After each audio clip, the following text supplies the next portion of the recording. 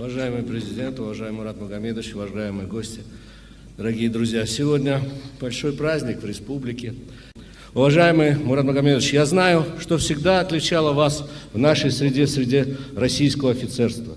Это вера и верность. Верность своему народу, своему офицерскому братству, своей присяге.